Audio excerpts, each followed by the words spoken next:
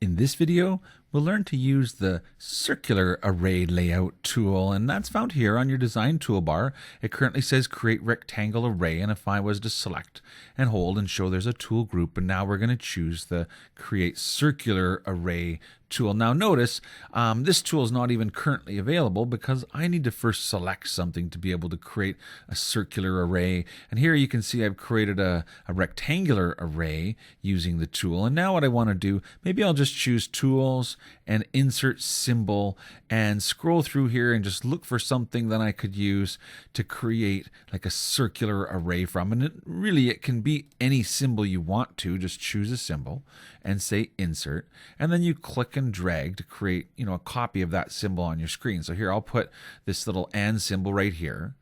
Now I'm done inserting symbols and I have this selected, so notice that I have that selected.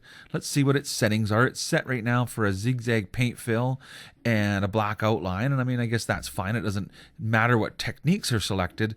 Now I'm going to change the tool from rectangular array to circular array. And notice right away it's giving me some results here, and I'm just going to zoom out so that we can see what it's done. In the tool options, you can see that it's creating a circular layout of our shape with 6 step counts, 6 copies. If I make that less, 5, 4, see what it's done? It's given me less. Now there's different lines here on the rays. I've got a green line, I've got a red line, and I have blue lines. The green line is the original shape, and the red line will adjust the spacing. So if I grab on the handle of the end on the red line, I can say, well, look, there's 4 copies that all fit between the green line and the red line. And it's up to you to decide kind of how to balance them. So if you want 4 equal balances, you could do something like that.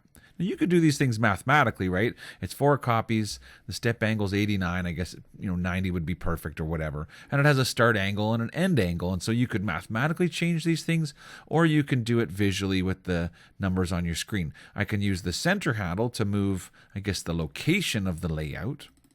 Now, if I use the handle on the green one, I can change how far away they are from the center and sort of their orientation around the center. Now it's kind of odd because I only have 4 here and I'm only using half a circle, but you get the idea. Now if I turn that up to, let's say, 5, 6, and then maybe stretch this around so that it actually makes a whole circle, so probably like that.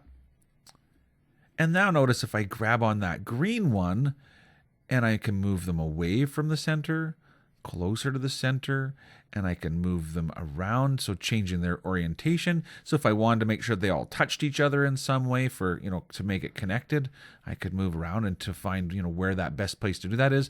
Or you could create very interesting, sort of unique patterns. It's almost like playing with a kaleidoscope. You could literally sit here all day and just play with this tool with this one simple symbol.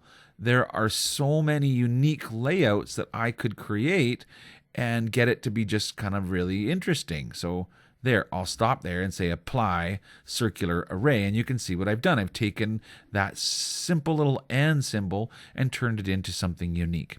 So that's the circular array tool and how you can interact with really any embroidery shape can be created in a circular array.